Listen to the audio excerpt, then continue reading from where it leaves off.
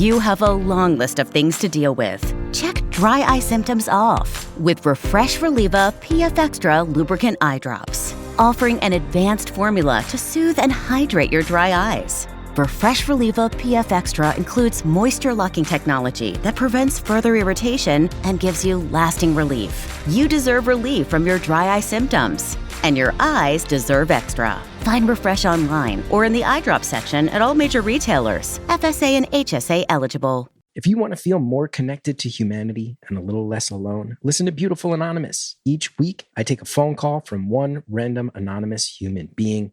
There's over 400 episodes in our back catalog. You get to feel connected to all these different people all over the world. Recent episodes include one where a lady survived a murder attempt by her own son. But then the week before that, we just talked about Star Trek. It can be anything. It's unpredictable. It's raw. It's real. Get Beautiful Anonymous wherever you listen to podcasts.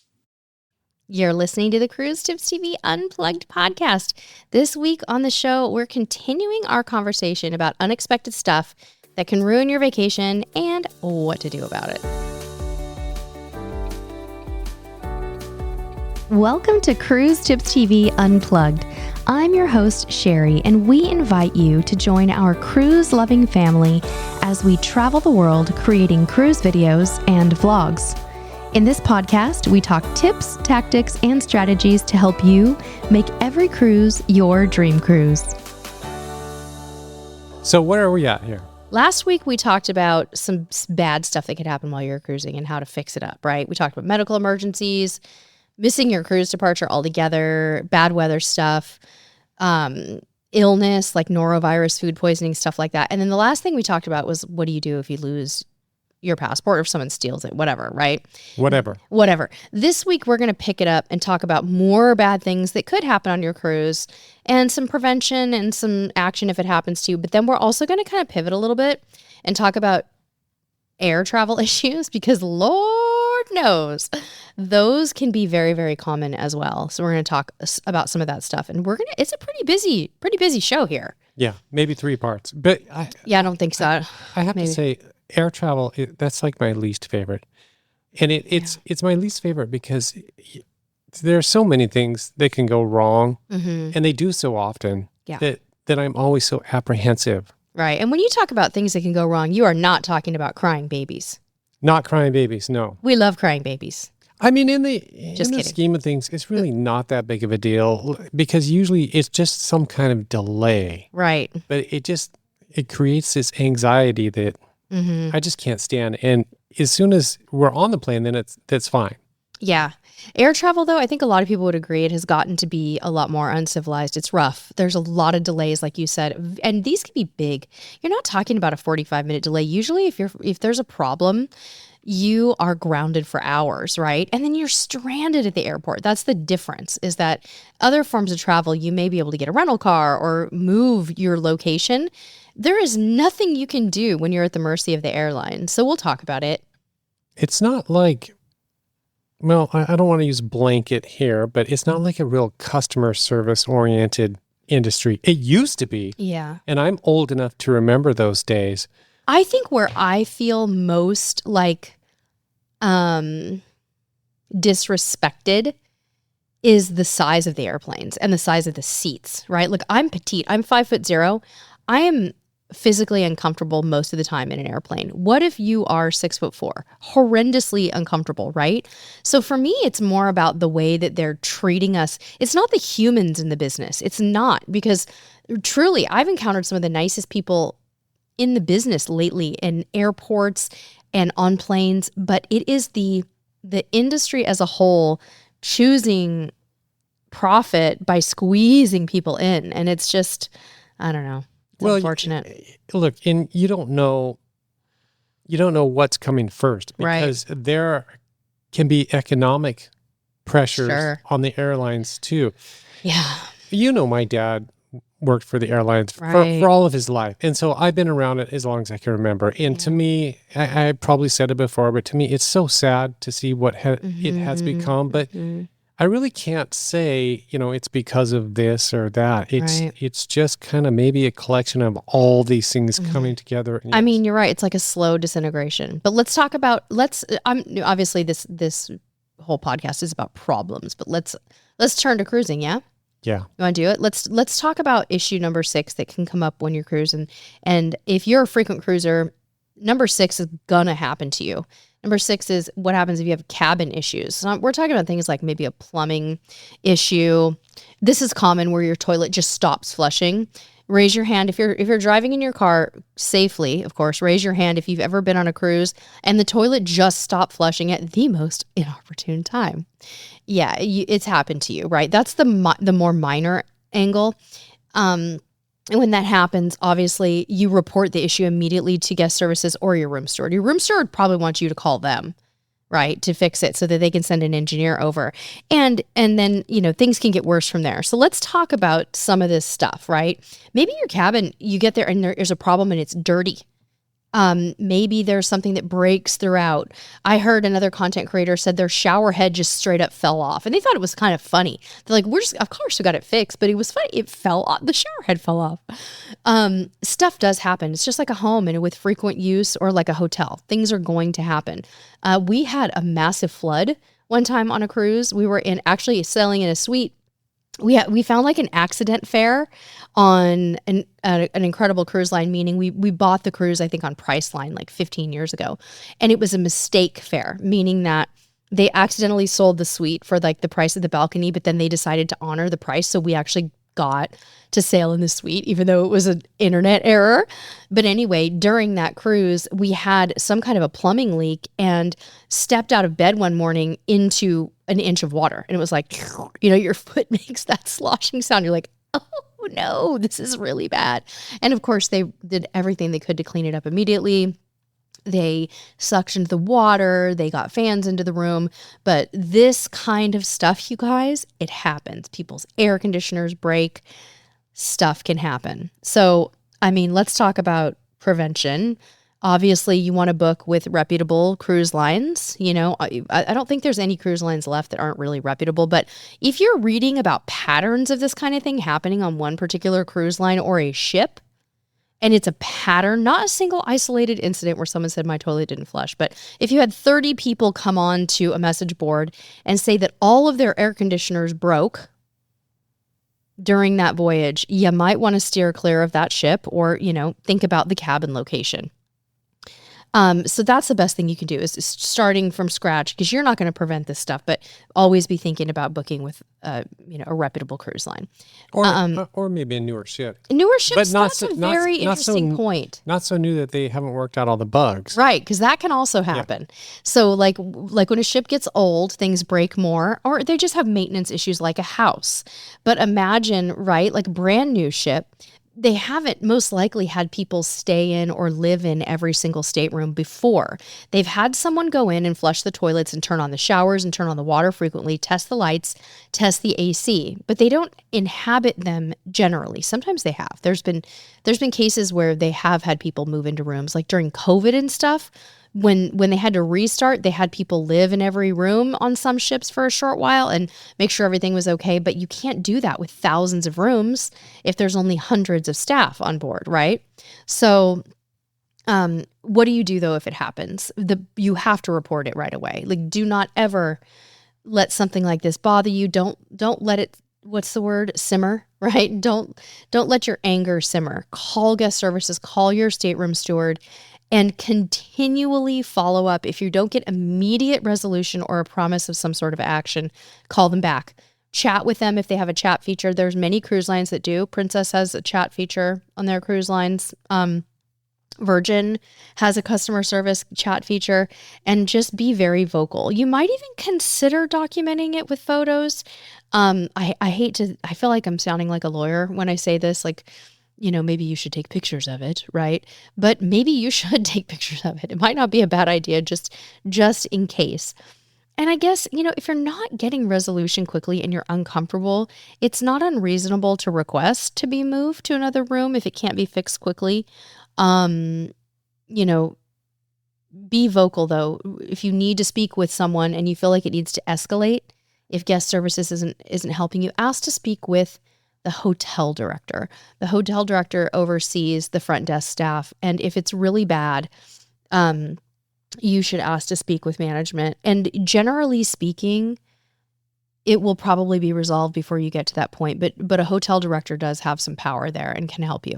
Can't guarantee they'll move you to another room if there isn't one available. But we've heard of things like this happening. We've actually heard of bed bugs to people that we know on cruises. But you guys have to know that bed bugs are literally everywhere. Even in luxury hotels, every single hotel has to deal with them. And one of the reasons why is because guests are bringing them on their suitcases with them. So it's a hospitality issue, not a cruise issue or a hotel issue. It is just a fact. And it's every hotel's worst nightmare, but they're out there. So speak up and, be very kind. Kindness will absolutely move the needle in these circumstances. Did I miss anything about stateroom issues, cabin issues? I think we've, kind of covered that. Good to go? Well, as much as we can, because you could probably do an entire episode on stateroom issues. Sure. There's smaller things like air conditioning that doesn't work well enough. Oh, right. It's enough. It's working, but not well enough. I mean, sure. Probably go on and on and on about that. Yeah. I can tell you guys though, statistically speaking, when you go on a cruise, let's just say you've never been on a cruise and you're hearing this and you're thinking, oh man, this doesn't sound fun. Statistically speaking, none of these things will happen to you throughout the course of your first cruise. It could. The most likely thing to happen is your toilet to stop flushing for about 10 minutes and then it'll just start up again. Yeah. That's a thing. It's a thing. It's something with the system. But it's really not a big deal. We've had some really interesting things happen to us over the years, though. One time we were on the third cruise back on a particular ship after the pandemic, and when we got into our room, the room was pretty poorly cleaned. What happened was, I think a family had been staying in the room beforehand with little kids. And there were what looked like chocolate milk handprints on this pole that went down the middle of the room and all over the mirrors. It was pretty filthy. The short story. It was dirty. It was dirty. There was like a packet of chips in the corner. The poor stateroom steward somehow missed it. Or worse yet, my theory is that some little kid got into the room. Because at this point, they were leaving the doors open. I feel like a kid, when they were like getting into the room nearby, they got in after the room steward cleaned it. But I don't know. I just don't know what happened. But we addressed it and they cleaned it up and they were like, oh, we're so sorry, right? The odd thing about that is the context. Like if something like that happened now, I'd be like, right. Not that big of a deal. But when you're coming back after COVID and everyone is so germ phobic and the cruise lines are trying so hard to be clean and you come into an essentially filthy cabin, you're like, how did this happen? Yeah, how did this happen? It's so true. And at that point, the cruise lines were making mega promises about cleanliness too. Their entire approach had to be, you're safe, we've got you, we're taking it to the highest level. And then you've got chocolate milk handprints all over. It's like, wait, what? How is that? It just got missed because there was stuff everywhere. There was weird. Fingerprints all over the mirrors. There was stuff out on the balcony. Right. But it got fixed. Yeah, it did. And we asked for it to be fixed. No big deal. And it did not impact our cruise. We were like, at first, a little bit like, okay, this is weird. But then we had it resolved. We had a great relationship with our room steward. And, we figured chalk it up to stuff happens. Yeah. Like I said, no big deal. And the only thing that makes it stand out, for me anyway, is the context. Number 7, the next one is something that I didn't really want. When I saw this on the list, because we put this list together, you and me. When I saw it on the list, I was like, oh, I don't know if I want to talk about this. But the more I thought of it, I was like, oh no, this could be a huge problem. And that is overindulging on a cruise, usually in something like alcohol. It's like drinking too much and then missing your tours the next day or missing out on something. And I feel like this is a really hard thing because some people, when they go on a cruise, this is their only vacation for the year and you kind of want to do it all, right? Maybe you got the drink package and you want to do all of these tours, but you have to kind of be cognizant of the fact that those two things may not go so well together, right? Like getting the drink package, maxing it out every day, and then having to get up early the next morning and potentially go do an excursion in hot weather. Like if you think about it, maybe you're going to the Caribbean. It's pretty balmy and pretty warm and you could easily get dehydrated you could also easily sleep in and miss it. And I feel like this is something that's worth talking about. And it is a thing. And you will see on occasion, you'll see people that are up and at 'em early in the morning, like waiting for a tour in the theater, who look like they probably should go crawl back in bed or at least into a nice cold shower. And they look uncomfortable. But I think that the prevention here is just remember, pace yourself, especially early on in the cruise. And I got to tell you, I have been guilty of not pacing myself on the first day before. That's my day when I get a little excited. And if you think about it, like, what if you're like, oh, I get on the cruise ship and I'm going to go have a cocktail. Guys, it might not even be noon yet. That's not pacing yourself. Starting at noon and going until midnight is not. So we all get excited, but remember to pace yourself, especially early in the cruise. And also think about how motion and motion sickness can affect you differently when you're drinking alcohol, because the reality is it really, truly does. Yeah. And this is super relatable too. Yeah. Especially because you said, it could be your only vacation for a year. Some people, it's even more. Right. Some people have to say, I remember when we had to save for years for vacations. And when you finally get there, it is really tough not to just go all out. Yeah, exactly. So what do you do about it, right? Well, like you said, you got to pace yourself. Pace yourself, but if you're do as I say, not as I do, right? Hey now. Nobody wants to feel that way, including me, that's for sure. But as it relates to missing your shore excursions, because I think this is what we're talking about here. And no, guys, I have never missed a shore excursion. No, she hasn't. I've never, ever. But I will out you in that you did get a little carried away once or twice. So I will be as much honest, as you do, not as much as I do, right? Yeah, I am much not. As you do. Yeah. You guys, my idea of overindulgence is like maybe having a mild headache and having to take an ibuprofen, but I have to, and this is interesting to me. I have to think about this because I remember very clearly the first time that this happened to me, and it was on MSCC I side. knew it. I was going to ask you if you wanted to tell the story. It was the first time I ever got a drink package. But I think there's probably two sides of this story, because your side. I would like to hear your version of. Mine's very small. It's very tiny. I can abbreviate it. Not sure I want to hear your side. Well, no, look, it's not bad. Here it is. I'm going to do it, and then you can. Oh boy, you can give me a rebuttal. We were working on this cruise, meaning vlogging.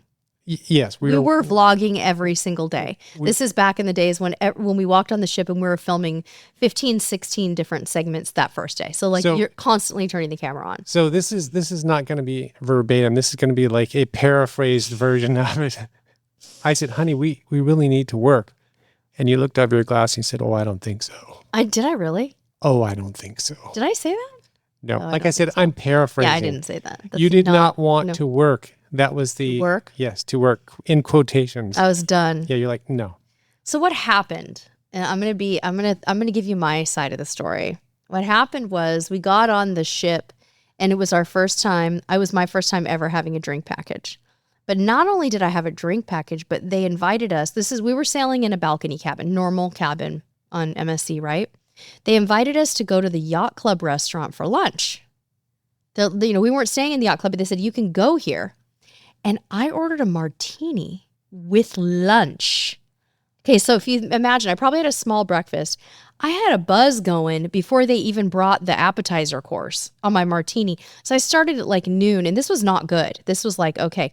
So I had to, in the middle of the afternoon, though, when Mr. CruiseTipsTV is like, we kind of need to keep filming because, I had to hydrate. I had to just stop and like drink a whole bunch of water and like regroup and freshen up my makeup and go, okay, pull it together, because I was overindulging and I was having fun. I was on, it was on my first MSC cruise. This was my first, and it was a blast. I was really loving it. The whole thing was very dreamy too, because this was very luxurious for us. Mm-hmm. And we were, living the highlight there for us. It was having lunch in the yacht club was a big deal. Even if it was just lunch, it wasn't even like we were staying there. We were elated. So yeah, I think my martini was a little strong. So you remember you pulling it together and we worked. Is that what you remember? Yes, we did. We did. Interesting. Mm-hmm. You know what? We're going to have a little chat after this, Buster. No. I'm going to go reference the video and show you how well I pulled it together. No, I know. You were fantastic. Yeah. Anyway, like I said, we'll be having a little discussion later. Just messing with you. Anyway, guys, yeah. Always a professional. So anyway, what happens though if you're feeling a little concerned that this could happen to you? Well, if you are going to bed and you're like the room is spinning, you're gonna want to set a couple alarms to make sure you get up in time, because the shore excursion company, whether it's the cruise line or the shore excursion company, does not have an excuse checkbox for I drank too much last night and I just don't feel like it. They need that though. They need that, but you're not going to get your money back. So I don't want anybody to be disappointed and say like, I didn't get my money back, but you gotta show up or accept responsibility and pay for it and try to make the most of your time in port without your excursion. So I don't know. I feel like we need to move on. I'm kind of done with number 7 here. You think anyone's still listening? No, I'm sure I've turned them all off. My family friendly So there is show here. There's an alternative though. You just don't plan any excursions. Or you don't drink at all, like you. Yeah, one no plan excursions. Well, that's actually a fine plan. Yes. Yes, you don't. You don't do it. Actually, I know people who probably do it that way. Yeah, they don't. They don't plan anything before noon. For sure. Well, I don't like excursions before 11. No, not at all. But it's not for that reason. It's not for that reason. You're not a morning person because you can't sleep well at night. So when you've had a rocky night of sleep, who wants to be drug out of bed at 7, forcing yourself to go eat breakfast when you're not even hungry before an excursion, right? I mean, it's all these things. It's not a vacation feel. That's not what I would say about it either. It's just, I don't like to be rushed. You're on vacation. I don't want to rush. I don't want to try and get the family out the door like that. It's fact. Let's just relax. Yeah, exactly. All right. So moving on and striking this one from the record forever, please. Jeez. Number 8. What happens if you have some kind of a technology failure? Like, what am I talking about here? Wi-Fi issues. Maybe you lose your phone. The list goes on. But there was a time and a place when you went on a cruise ship, you did not have an internet package. You unplugged for sure. The good old days. The good old days, kind of in my opinion too. To the point where you even, like, if you needed to check your email, you were probably going to the ship's internet cafe, Even in like the early 2000s, they had internet cafes and you'd go and you'd log in and you'd check your work email and then you'd kick yourself for days for doing that because you're suddenly depressed on your vacation. But now it's different. True story. Everybody's got what it happened to us. It happened to me. It's miserable.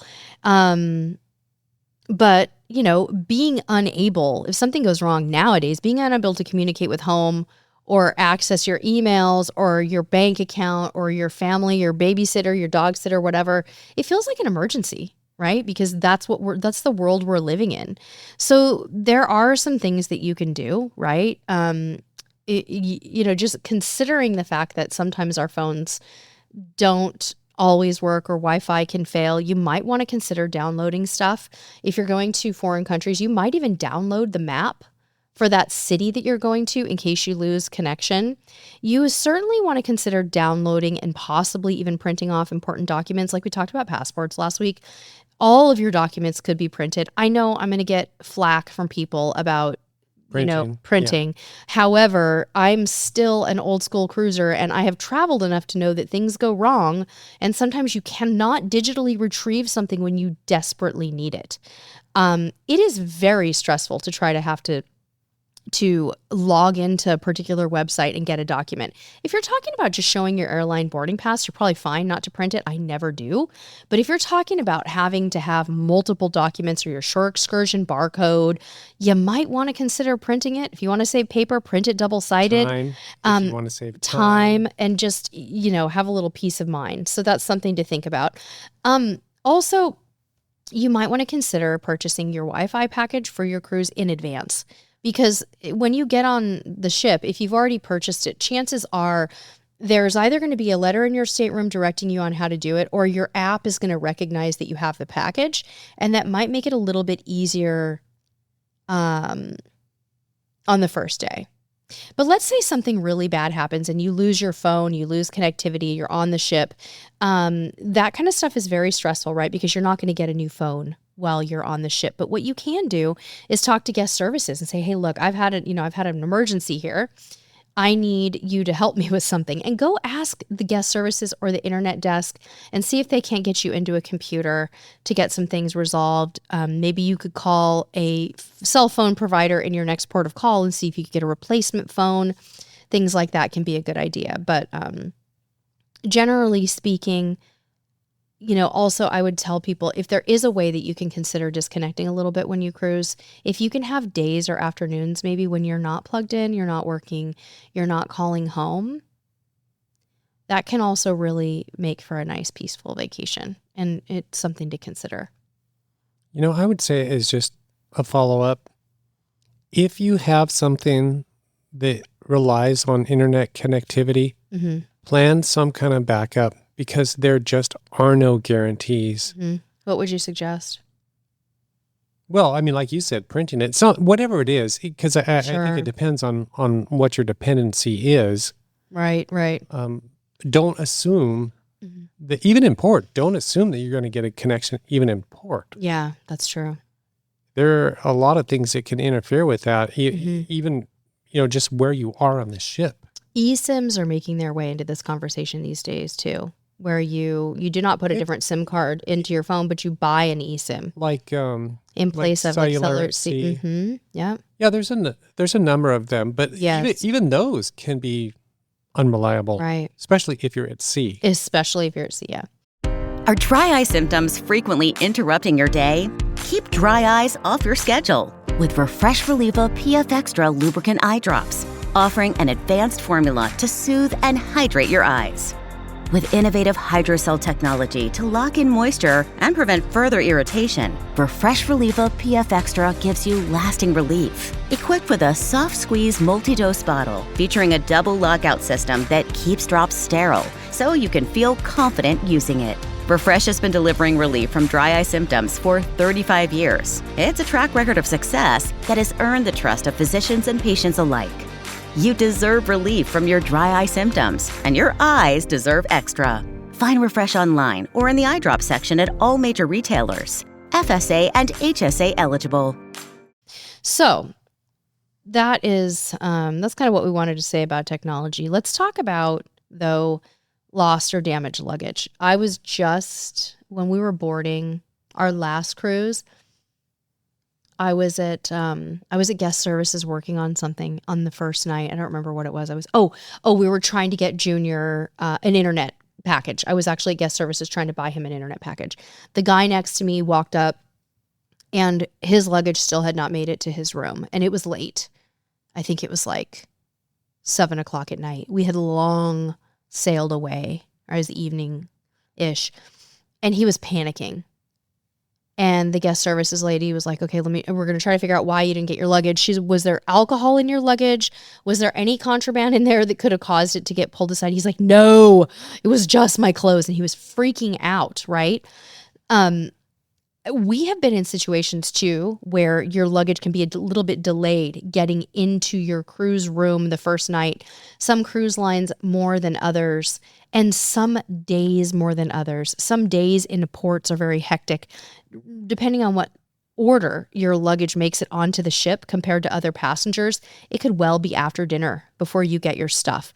So the strategy for that is, for your day one bag that you take, you might want to think about having everything you might need up until bedtime with you in a little bag. A small backpack with a toothbrush, your toiletries, and maybe even a change of clothes in case you want to wear something different to dinner. Think, what would happen? What do I need if I don't get my bags? Chances are you're going to get them well before sail away, honestly, within a few hours. But some cruise lines are really pushing it these days, and they are not arriving until late evening.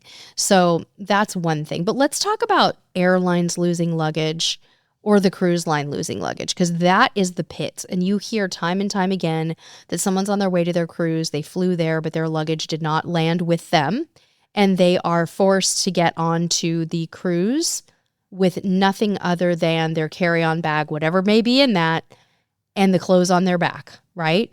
So they probably have their passport. They probably have their boarding pass on their phone. They're probably okay there, but they do not have any clothes for dinner. They do not have their swimwear. They do not have the great majority of toiletries. They don't have anything. So the prevention here is, if you're flying, guys, make sure that you have one carry-on bag for the family or the party that has essentials in it like medications, a change of clothes, important documents, and you might even want to consider putting anything of value in that carry-on bag. I have a friend who likes expensive shoes.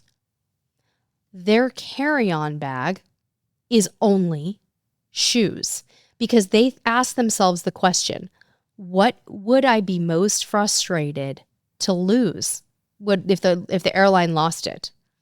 And they just put their shoes in there and nothing else. They're like, the clothes I can replace, I do not care. But my Pradas, my whatevers, I don't have fancy shoes, so I don't even know the names. What are they? Louboutin? No clue. But they put their thousands and thousands of dollars worth of shoes in a carry-on bag. And that's brilliant. I think that's genius. So you have to ask yourself, if my ex doesn't, not your ex-boyfriend, your ex, like fill in whatever it is. If my whatever it is doesn't make it to the ship with me, what am I going to be most devastated not to have? And that's how I pack. If I'm checking a bag, which I usually don't do, but when I do check a bag, I keep the stuff with me that I know I'd be very devastated to lose. For men, it might be something as simple as your belt that holds your pants up. Right? Like my son, if he didn't have his belt, every single pair of his pants would fall off of his body. He's gonna keep a belt with him. Likely he'd be wearing the belt, but you have to just be thinking about that. So ask yourself that question well in advance and plan ahead. Go ahead, sorry. See, this is an interesting topic for me because I think it's different for men and women. Like you kind of touched on a little bit, because I think for you, if we're talking about clothes, and we're not talking about electronics, phones, things like that. But if you lost your clothes, you'd be devastated. Yeah, I'd be pretty bummed. If I lost my clothes, I think it might be fun. Why would it be fun? What would you do? Well, I think it would be like a challenge. You know, can I make it through the rest of this cruise by buying things in port or buying things at the gift shop or whatever? And I actually remember I ran this by you as an idea for a video. But for the ladies out there, I think it would just be devastating. It's pretty devastating, and women are a little bit more complex to fit as well. We have a lot more sizes usually that we're taking into consideration. I'm not saying that men don't have, complex sizing. That's not true. But in terms of like body shapes, the gift shop is only going to carry so much stuff. Honestly, for women and men, that is the truth, right? It is true. And you're going to feel... That's the funny part, right? Yeah. That would be funny, though, to challenge yourself to take, like, show up with a pair of shoes exactly. And then go to the gift shop and buy everything. You'd be wearing so much logo wear, it'd be not even funny. For some reason, I'm seeing, 80s pastels in my head when I think about this. Yeah, I'm seeing, like, on certain cruise lines, they sell things like Izod polos in a very soft peach for men, and maybe some Bermuda shorts. Yeah. And like a real nice collection of ascots. Windbreaker. Yeah, there could be some fancy things. The Thurston Howell collection. Yeah, I think, but most of the time you're going to end up in logo wear, probably. Yeah. Like I remember on everything Norwegian Aqua. Princess Norwegian. There's some great, that'd be fun though, wouldn't it? To see. I would not want to have to do that experiment because I'm difficult to fit. Disaster for you. I'm 5'0". Most things do not fit me in one way or another. So, I need a dressing room with about 50 options to find 3. So the truth is it's not easy. So I kind of lost my train of thought there. Oh yeah, I know what we're going to talk about. What do you, like, prevention wise, when you're flying, what should you do just in case something bad happens? All of your luggage should be photographed before you get on an airplane. I know that sounds really weird, but once you pack all your bags, anything that's getting checked, take a picture of it, keep it on your phone in case it gets lost, and you have to describe the bag. You want to walk up to that gate agent or whatever agent, the luggage agent, and say, this is my bag. That makes it so much easier. Obviously, most of them use tracking barcodes these days. They slap a barcode on your suitcase. It is moving through the system and being barcoded at every step of the way. Way better these days. Way better. It's so cool. And even in the airline app, you can see where your luggage is.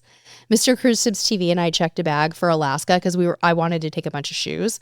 And he, when we got to the baggage carousel, he pulled up the AirTag tracker on our suitcase, and he's like, okay, here's your bag. It doesn't look like it's close at all. And you could see it was still out on the field, right? Like it was still out by the aircraft. So we knew that it was going to be a few more minutes before we saw that bag. Yeah, the AirTags, I don't know how the tiles work, the similar type thing, but they're not that effective. Yeah. So I wouldn't get the AirTags thinking they're going to solve all your problems. Right. So what do you do if the airline loses something? You land, your bag never shows up. There should be someone in the baggage claim area that can help you to report the lost luggage to the airline and file a claim immediately. You should also contact your travel insurance provider and tell them what happened and say, I'm in a pinch. I may not have my bags. Do I have any kind of an allotment or a budget for clothing?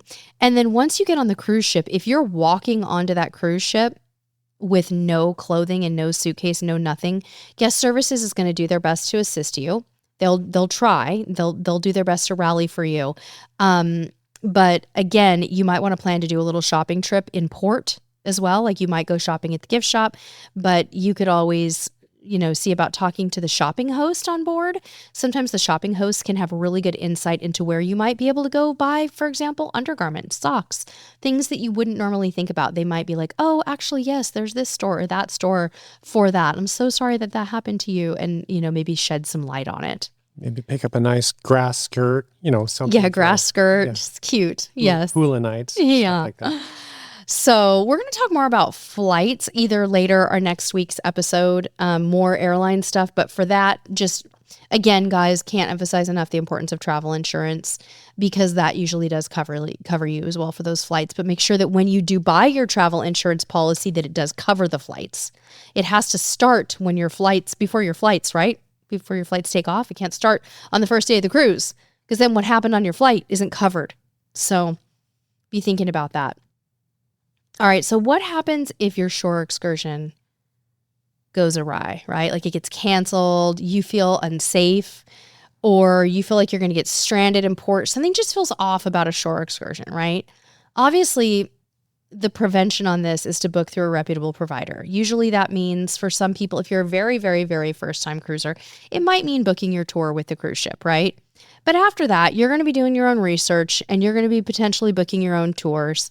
And you're going to choose reputable providers that have lots and lots of reviews on their website from real people who have done those tours. And once you get off the ship and you've got your tour underway, you always want to make sure that you carry the ship contact information and departure times with you. There's a lot of times there's like a poster at the door right when you get off the ship that tells you what time you need to be back on board, but it also gives you an emergency number. I would recommend taking a phone picture of that so you have that phone number with you. I would say that when you are in an area, if you ever feel unsafe, you guys, if this is something that becomes concerning for you, you're on a tour and you're thinking this just isn't right, it is appropriate for you to try to get out of this tour situation. If it's a private tour, you could always ask to be returned to the ship immediately. If it's a shared tour and something just seems a little bit off, you could always call the tour office. You could always call an emergency number, but obviously try to make sure that you listen to that gut instinct and get out of that situation if you can. And when in doubt, ask to be returned to the ship. Again, if something just does not feel right. Obviously, this is extremely rare. These days, getting stranded in a port due to something happening with a shore excursion is extremely rare. Even independent shore excursion providers are going to offer you some sort of a guaranteed return to the ship, or they'll fly you or somehow get you to the next port. So rest assured, you're probably going to be okay, but use your gut. And if you feel like you need to return to the ship at any time, ask to have that happen under, whatever that means for you. Maybe you're not feeling well. Maybe you feel unsafe with a guide. Get yourself out of the situation and back to the ship as soon as you can.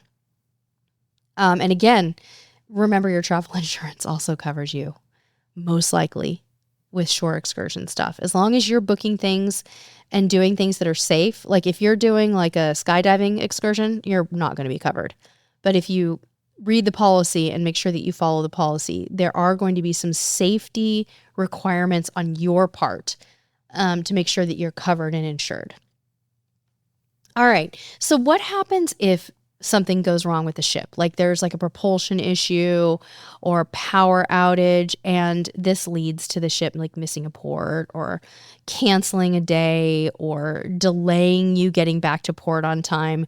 And if this happens, sometimes it's no big deal, and other times it can really be stressful. Like, let's just say your ship was supposed to come back to its embarkation, or your dropping off point on Saturday, but you found out that due to a massive storm, who knows where, maybe South Florida, that you're now delayed by 2 days. You've got to change your flights. You are in a situation now where you definitely need internet connectivity to start thinking about making alternate arrangements. Maybe you had a post-cruise hotel. This can be so incredibly stressful. So obviously this goes back to, how are you going to prevent it? Are you going to book during hurricane season when things like this can be more likely to happen? Are you booking in a port where this is more likely to happen? It's funny, Galveston, Texas is actually famous for its fog, and having delays and getting you back into the port, that can be something to think about.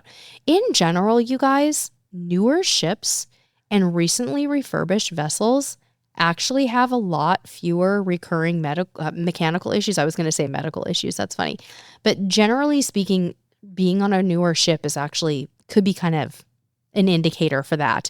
There's also certain cruise lines that tend to have more issues than others. You'll see trends about that on message boards. But if and when it does happen, try to stay cool, try to remain patient, let the crew work through the issues, document the impact this has had on your vacation for potential travel insurance claims or communication with the cruise line later if you had to. But generally speaking, the cruise line's probably going to offer you something. Partial refund, a future cruise credit, or if there's a significant disruption, they're going to offer you some kind of a compensation.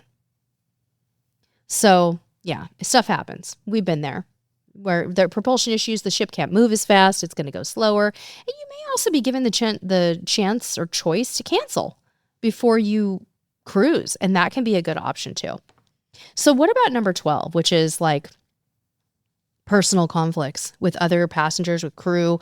What happens if you're in an uncomfortable situation that affects your enjoyment of your cruise? Someone's harassing you. There's people doing something that you don't like. Maybe your neighbors are noisy. To me, this is the worst thing that can happen on a cruise. Like the absolute worst thing, because it has nothing to do with the ship. It has to do with people being jerks. And it makes me super mad to think that anyone would ever have to deal with that, right? We've been in the situation before. We've had noisy neighbors on a cruise ship. So noisy we had to put earplugs in and couldn't sleep. We've had situations where we saw crew being mistreated. Terrible. Hate it. Absolutely. Just cannot stand it. There's been multiple different things that have happened. I've been on cruises before where, for one reason or another, there were people wearing really off-color, inappropriate t-shirts. Like they had F-bombs all over them, inappropriate to the very high degree, like really nasty stuff that should never be worn in the presence of anyone, let alone a family cruise line, right? This kind of stuff can happen. And I think when you're feeling like it's happening on a cruise ship, you feel stuck on that cruise ship, right? And the only thing you can do, honestly, is try to be respectful and patient with people. And if you have to, at times you may have to report something to customer service. Noisy neighbors, smoking neighbors, disrespectful behavior on a ship. You know how when you're in an airport and you see signs everywhere that say, if you see something, say something? I think that really applies. You need to report any serious issues to guest services. Cruise ships are covered in security. There are security guards everywhere. You may not know it, but they are everywhere. And if you have to request a dining change, maybe you've got obnoxious people sitting next to you, maybe a cabin change, remember that they're going to try to do their very best to accommodate you, but you've got to speak up and not let this stuff bother you. Obviously, there's extreme circumstances with this stuff. There's fighting, there can be brawls, there can be weird things, but those things are actually quite rare and isolated, and usually nothing happens. But remember that cruise ship have security personnel for a reason. Security personnel. Mm-hmm. And cameras. Oh, cameras. And rules for physical altercations. Oh, don't mess around in this arena, because that is grounds for being kicked off the ship. They don't Yeah. ask questions. They don't care who started it, what it was about. You're off the ship. And this happens. We've seen it happen. We've heard Kicked about off. it happen. Yep. We've seen it happen. A poor family, their kids got into a fight, the whole family gone. Yeah, we saw them in a restaurant just with all their bags the next day. Yeah. No young tolerance. teenage boys and the whole family off. But there are other situations that are less obvious. You know, some of these things like specialty dining can be ruined by obnoxious people. We've had instances that there was nothing we could do, but we had it was a family, wasn't it? A family. That was being extremely off color and loud. And they had kids too. In a specialty restaurant, yeah. And it probably wouldn't have bothered us had we not had, a youngster little kid, ourselves that we didn't want to expose to that. It's okay if they want to expose their kid to it. Right. That's fine. But we were like a foot away from them. Yeah. And our kid had to hear all this stuff that was completely inappropriate. Yeah, And really bad. We didn't like it. Right. In that case, there was really nothing we could do. I suppose we could have asked to be moved. Yeah. But we paid for that, I think is the point. It's also frustrating when you pay for it and you're like, what can I do right now? Yeah. Full restaurant. So what if something happens and you miss an important life event back home, right? There's a family emergency that happens back home. There's a death in the family. Something happens while you're at sea and you have limited communication. Guys, this happens. We have dear friends who have lost family members while they were on cruises. And what I think you need to know is that this is when the cruise staff, the cruise director, the guest services staff, and there are dedicated teams who, believe it or not, they are hired at the corporate offices to handle things like this. They are going to work so hard to help you get back home when it's safe for you to get off that ship and to take good care of you. It is critical that you have trip interruption insurance for family emergencies at that time. But the best thing you can do is work with guest services.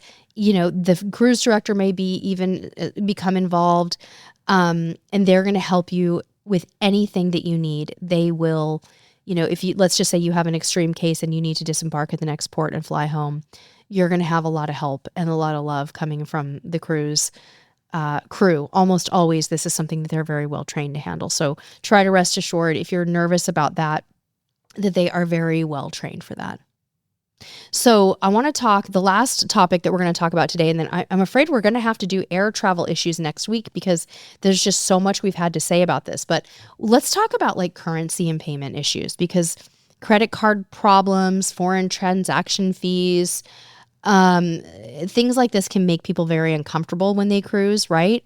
Maybe your credit card flags you as being in a strange place and it gets shut down, or you notice that you have foreign transaction fees happening because you're traveling somewhere else.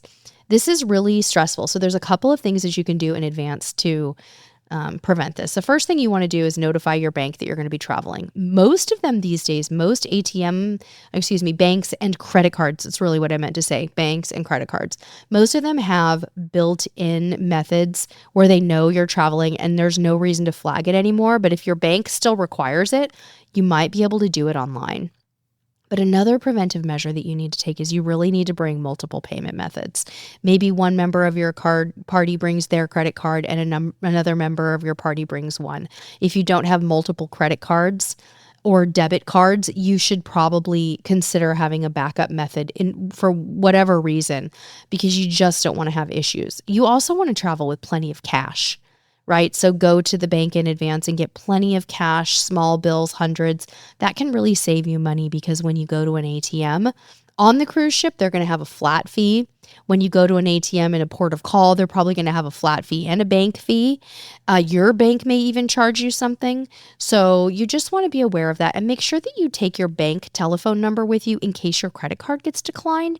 You could try to call and have it resolved so that you don't have issues paying for your different onboard account charges while you are on the ship.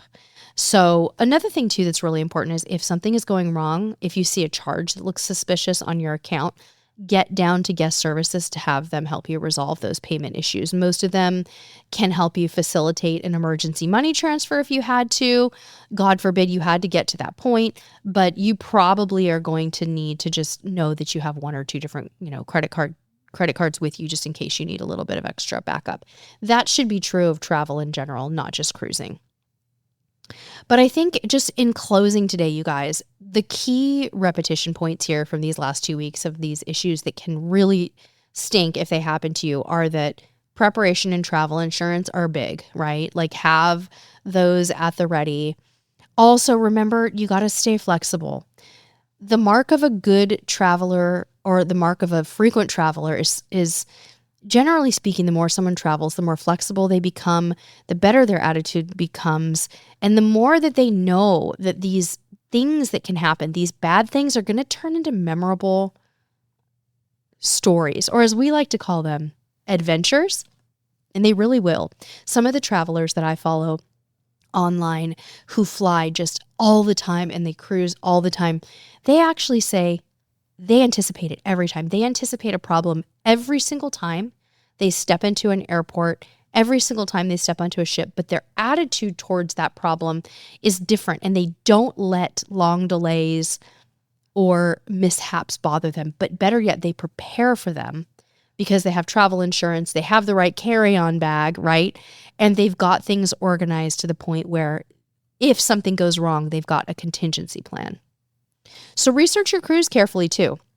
Reading message boards, knowing your cruise line's reputation for things and any of these problems is also smart. Are propulsion issues more likely to happen on certain cruise lines? Maybe. So you want to be doing your research. But next week, let's talk about air travel issues on the podcast and things that you can do to prepare for that. If anybody has anything you want us to talk about air travel, you could DM me between now and let's just say next Monday would be a good time. Anything else, Mr. CruiseTipsTV? Nope, that's it. Good to go, guys. Oh, and by the way, Amazon has released their dates for Amazon's Prime Days that are coming up in July 2025. That's going to be the 8th through the 11th. So be sure you're keeping an eye on our Amazon storefront, amazon.com/shop/CruiseTipsTV. I'll be keeping you posted with all the early deals as they happen and the actual Prime Day deals. And until next time, we'll see you on the high seas. Thanks for listening to Cruise Tips TV Unplugged. If you like our show and want to know more, check us out at CruiseTipsTV.com. You can also find us on YouTube, Facebook, and Instagram by searching Cruise Tips TV. We'd love if you'd leave us a review wherever you're listening to this podcast, subscribe to the show, and tune in next week. Until next time, we'll see you on the high seas.